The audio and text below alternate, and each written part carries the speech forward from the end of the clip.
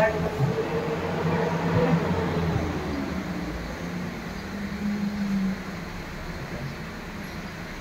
बोलतो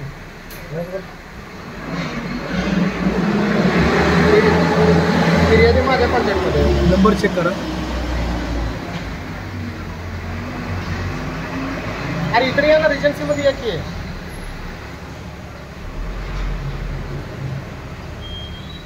अरे एजन्सीमध्ये या आणि एक टीम ना आपण ही लावू फुटेज बघायला आणि दोघं तिघं टू व्हीलरवरनं त्या गुरुकुल स्कूलच्या दिशेने जाऊ देत ना. 11 नंबरला आहे बघा.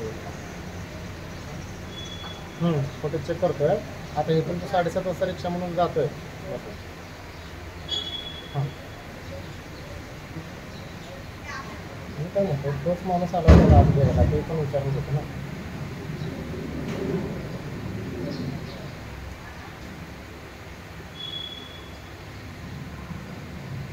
बस ऐका.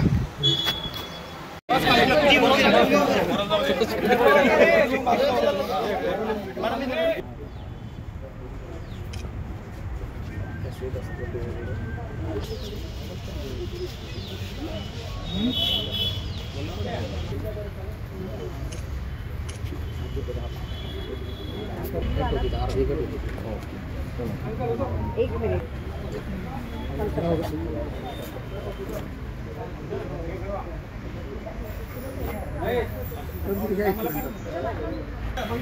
हाँ इतना ओके सर.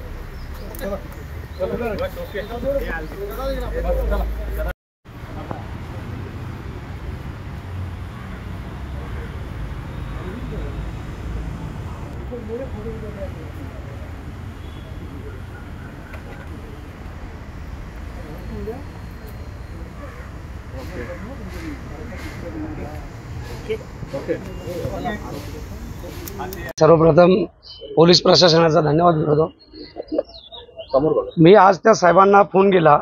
साहेबांनी एक FIR किंवा जे कंप्लेंट सुद्धा न नोंदवता त्यांनी त्यांच्या पद्धतीने कामाला सुरुवात केली होती आणि त्यांनी 3 तासाच्या आतमध्ये माझ्या मुलाला सुखरूप परत आणला. नेमकं तुम्ही ज्या रिक्षा चालकाला ही सगळी रिक्षा होती त्या रिक्षा चालकाच्या भावानेच हे अपहरण केले, तर कधी लक्षात आलं तुम्ही? हे अजून सुद्धा मला काही माहिती नाही. पोलीस प्रशासन त्यांचे काम करत आहेत. आज सकाळची घटना आहे. रिजन्सी अनंतम या ठिकाणी श्री महेश भोईर यांच्या 7 वर्षीय मुलाचं अपहरण झाल्याची माहिती आम्हाला सकाळी 9:15 साडेनऊच्या दरम्यान मिळाली पोलीस स्टेशनला. सदरची घटना माहिती मिळाल्यानंतर आमच्या police station senior PI Kadbane आणि सर्व टीम्स या ठिकाणी तात्काळ त्या ठिकाणी पोहोचल्या. इतरही पोलीस स्टेशनचे आम्ही DB पथकं त्या ठिकाणी बोलवली आणि जवळ आमच्या 7 ते 8 टीम ह्या सर्व ह्याच्यावरती अपहरणाच्या प्रकरणावरती तपास करत होते. त्या तपासामध्ये ज्या रिक्षा चालकाबरोबर सदर मुलामध्ये स्कूलला सोडण्याकरता 7:30 वाजता त्याला घेऊन गेले होते, त्याच रिक्षा चालकावरती आमचा डाऊट होता.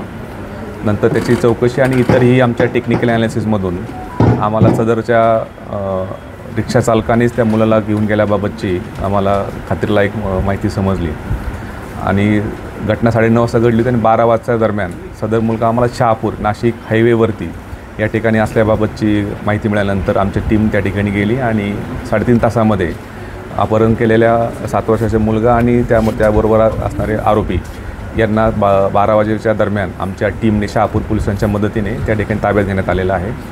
आत्तापर्यंत या सदरच्या गुन्ह्यामध्ये 2 आरोपींना ताब्यात घेतलेलं आहे. अजूनही 2 अल्पवयीन मुलांना आमच्या टीमने ताब्यात घेतलेत आणि इतरही आरोपींचा त्यामध्ये सहभाग असण्याची शक्यता आहे. त्या अनुषंगाने आमचा तपास सुरू आहे आणि ही पूर्ण कामगिरी जी आहे आमच्या सिनियर PI कादबाने, त्यांच्याबरोबर API पाटील, PI गुंड, PI चोपडे, API राळेभात, आमचे API फडोळ, API सावती जगताप आणि आमचा सर्व डिटेक्शन स्टाफ यांनी ही अतिशय उत्कृष्ट अशी कामगिरी केलेली आणि 3.5 तासामध्येच या चिमुकलेला त्याच्यामधून आणि आरोपींना यामध्ये अटक केलेला आहे. अपहरणकर्त्यांनी यांच्याकडे 2 कोटी रुपयाची खंडणी प्राथमिकमध्ये 2 कोटी रुपये त्यांच्याकडे मागणी केली गेली होती आणि 2 कोटी रुपये द्या आणि तुमच्या मुलाला घेऊन जा अशा प्रकारचं त्यांना फोन कॉल सकाळी आल्यानंतर सततचा प्रकार झालेला आहे. जो रिक्षावाल्याला अटक केलेली आहे त्याचा भाऊ हा रोज सदर मुलाला शाळेमध्ये स्कूलला सोडवण्याकरता घेऊन जात असे आणि आज त्याचा भाऊ न येता त्याच्या भावाला त्यांनी ह्या मुलाला सोडण्याकरता पाठवलं होतं. आणि ज्या वेळेमध्ये त्यांनी परत यायला पाहिजे ते वेळेमध्ये परत न आल्यानंतर त्याला फोन झाल्यानंतर त्यांनी सांगितलं गेलं की हा सदरचा प्रकाराबाबत माहिती मिळाली आणि त्यांनी तात्काळ पोलीस स्टेशनला संपर्क केला असता आमच्या टीमने तात्काळ त्याची दखल घेऊन त्या ठिकाणी ह्या टीम स्थापन करून तपास केलेला आहे. पुढे पैशाकरता 2 कोटी रुपयाच्याकरता केल्याबाबतचा आमचा हा प्राथमिक तपासामध्ये आत्तापर्यंत निष्पन्न झालेला आहे. तरीसुद्धा ह्याच्यामध्ये तपास सुरू आहे. इतरही बाबीमध्ये इतरही आरोपी आणि इतर कोणते कारणं आहेत का याबाबतचा पोलीस तपास करत आहेत. आरोपी त्याच्यामधले 2 जे आहेत ते ओळखीचे आहेत आणि इतरही त्यामध्ये आरोपीचा सहभाग आहे ते याच परिसरातील म्हणजे मानपाडा हद्दीमधीलच इतर गावामधील असल्याबाबतची माहिती आहे. त्याबद्दलची आमच्या टीम्स त्यांच्या पाठीमागं आहेत आणि आत्तापर्यंत 2 मेजर आणि 2 अल्पवयीन मुलांना त्यामध्ये ताब्यात देण्यात आलेला आहे. त्याबाबतची आमची तपास सुरू आहे. सदरचे सगळ्या आरोपींनी कट कोणत्या ठिकाणी केला होता आणि त्या करण्याकरता इतर कोणकोणते लोक त्या सहभागी आहेत. प्रायमरी त्या संदर्भाने आपण 4 लोकांनी ताब्यात घेतलं तर इतर लोकांचा सहभाग असण्याची शक्यता आहे आणि याबद्दलचा कोणत्या ठिकाणी कट केला याबाबतचा आमचा पोलीस तपास सुरू आहे. सर मुलाची नाही तो आता चांगला आहे. तो सगळा घटनाक्रमसुद्धा सांगत आहे.